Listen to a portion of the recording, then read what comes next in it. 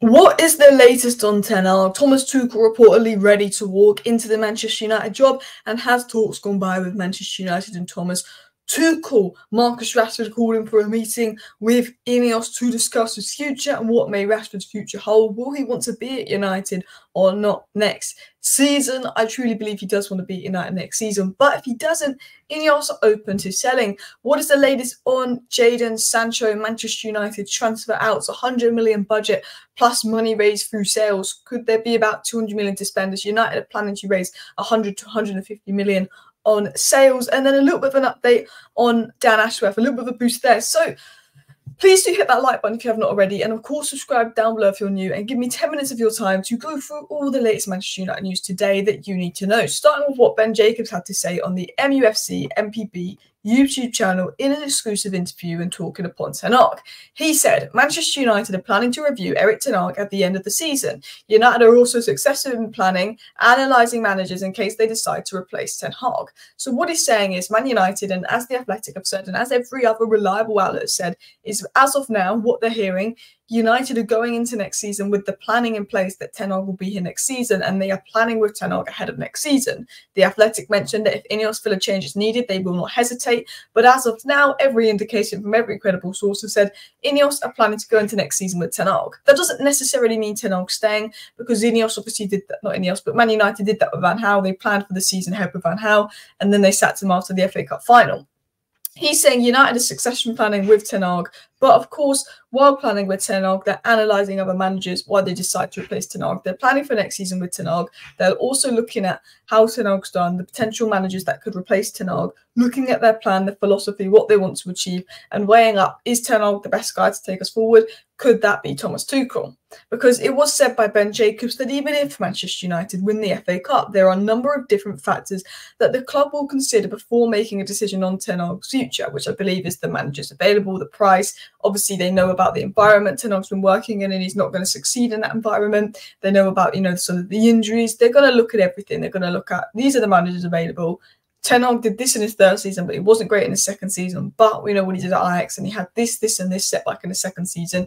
Ratcliffe's made it very clear that the environment's the biggest problem at United, and Ineos wants to make an environment that they believe the next manager or Ten Hag can thrive in next season. And I think United is just saying, look, we're going to plan for next season with Ten Hag, but we are definitely looking at other managers, and nothing's ruled out. And to be honest, it's looking 60-40 that Ten Hag will probably leave, 60 that Ten Hag will leave, but I wouldn't be shocked if he stays. I wouldn't be shocked if he leaves. I think it can go either way. If he leaves and we bring in De Zerbi or someone, I might be shocked. But if he leaves and we bring in Tuchel, I won't be shocked, because I think if he does leave, it will be Tuchel. Now, Ben Jacobs said this on Tuchel. Sources close to Thomas Tuchel say he would take the Manchester United job. Thomas Tuchel wants to come back to the Premier League and believes he has unfinished business, and that Tuchel would absolutely walk into a club and structure like Manchester United and relish the opportunity. And Anil said, according to sources on Tuchel's side, Tuchel would take the Manchester United job. Tuchel would welcome an approach, and Tuchel wants to come back to the Premier League. Tuchel is ready to walk into the Manchester United jobs, basically what's been said. And one thing that's interesting is Ineos have obviously been changing the structure of the club. And there was a report that came out yesterday, and I can't remember who said it because I forgot to include it in this video, that said that Thomas Tuchel should be able to sort of work well with the new structure of Ineos as well. And I can't remember exactly what it said. It was also said by sources in Germany that Thomas Tuchel is still interested in a job at Manchester United, and Tuchel does not want contact with United before the Real Madrid match.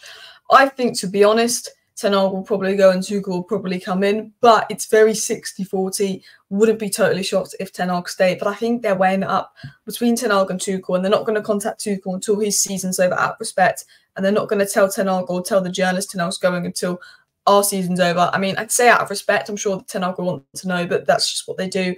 FA Cup final, doesn't want to tell Ten Hag he's going just before that. Do you know what I mean? Let's continue on. Marcus Rashford is who we want to talk about. Neil Custis of The Sun, who is not the best source of information, so just take that with a pinch of salt. But other sources of information have said this, that Marcus Rashford is set to meet Sir David Brailsford and Ineos staff for talks. There is other reports coming out from other better journalists that Marcus Rashford has been calling for talks with Ineos, and that will probably be amid over speculation of his future. Now, I'm sure that Ineos will be speaking to lots of Manchester United players and not just singling out Rashford to talk to, but they'll probably be talking to Rashford about, why his form hasn't been as good, where's he at, Where's his future at? Where does he see his future at? What does he want to achieve? Because Ineos do believe there's a great player in Rashford. Ineos do believe that Rashford's one of the players that can be the face of Manchester United. But this season, he's a player that could be sold because, you know, the Belfast incidents, how poor he's been on the pitch, not tracking back. But Ineos know there's quality in Rashford, and Ineos want to have a conversation with Rashford to be like, is this guy does he want to be at United? Can we build a future around him? Or does he want to go, and do we need to cash in on him? I think that will be the conversation. I believe Rashford wants to stay and succeed at Manchester United. And I think Ineos' sort of main priority was, can we get Rashford back in form? Because if he's in form, he's a good player for us. If he's not in form, there's no point having him at the club. Rashford is literally 8 and 9 out of 10 or 3 and 4 out of 10. You don't get much in between with Rashford. And I think Ineos will want to see 8 and 9 Rashford next season. And if they're going to see 3 and 4 Rashford next season, they'll probably want to sell him. So I think Rashford will stay next season. I think when you think that Sancho, Anthony, Pellistri, Greenwood all probably plan to go ahead of Rashford, I think that Rashford is safe ahead of next season unless he wants to go and we get a big bid. And I think that Rashford probably wants to stay at United. Now, talking of wanting to stay, Jadon Sancho wants to stay, but he wants to stay at Borussia Dortmund, which does not surprise me. Even if Tuchel goes, I think that Ineos are sort of done with Jadon Sancho not being good enough in a Manchester United shirt for the last 2 seasons, underperformed for the last 2 seasons, better at Dortmund. If you bring him back to United, it doesn't send the best message of you refused to play for 4 months and now we're bringing you back because we sacked the manager. Shows a bit of player power winning over the manager. I think with Jadon Sancho, it's better for him to stay at Dortmund. I think it's better for us if he stays at Dortmund. And I think if Dortmund will give us the money, that'd be great. The problem is Dortmund are saying we can't afford Sancho. Can we have another loan for him next season? Man United cannot fall for that rubbish. Jadon Sancho's been playing well for Dortmund. I think we could get up to 45 million for him. But I think because of the desperation in his wages, we can settle on 30, 35 million.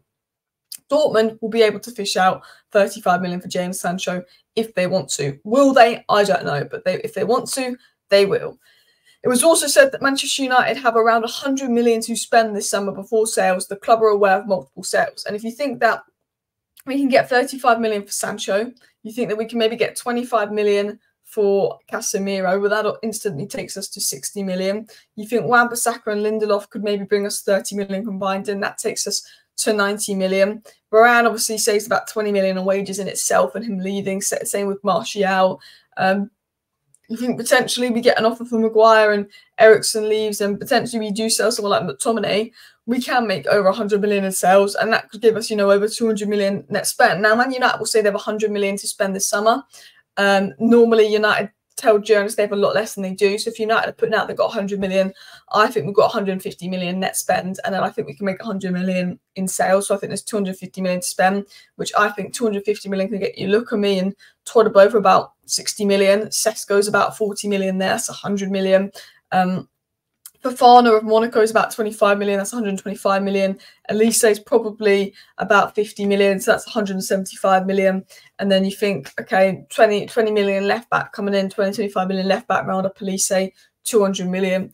Then you know, all of a sudden you've got a midfielder, a left back, 2 centre backs, a striker, with maybe, I don't know, let's say 20-30 million left to potentially get another midfielder in, an Andre, or see what you can do for João Gomez. I think if United are smart, they can live off 150 million net spend and make 100 million in sales, and hopefully that's what we see. But you just don't know with United. Now, if United do want to bring someone in, it'll probably be Olise. Apparently, his release clause is in the region of 60 to 65 million. Other sources saying it's 55 to 60 million. I think Olise will go between 55 and 60 million pounds, to be honest with you. I think that United could trigger that release clause. I think United would wait to sell Sancho and wait to sell Greenwood. Obviously, Greenwood could bring in 30 million before they trigger that release clause. But I think Greenwood, Sancho leave, Man United trigger Olise's release clause. I feel like Olise is going to happen because he wants to move. He's a Man United fan. We've been watching him for a while. He ticks every Ineos box. He's so highly rated. And it also was said by Ben Jacobs, Olise is a priority for United. Fabrizio Romano said that he expects United to be in the race for Olise. Man United and Olise have been linked together for a while. Maybe he goes to a Champions League club, maybe he goes to Arsenal, but according to reports, he's a Manchester United fan. He only wants Manchester United, and I think we absolutely go for him. Continuing on into our last story, it was said by Ben Jacobs that Newcastle are expected to decide on their new sporting director in the coming days/weeks. Once this happens, Dan Ashworth to Man United is likely to accelerate.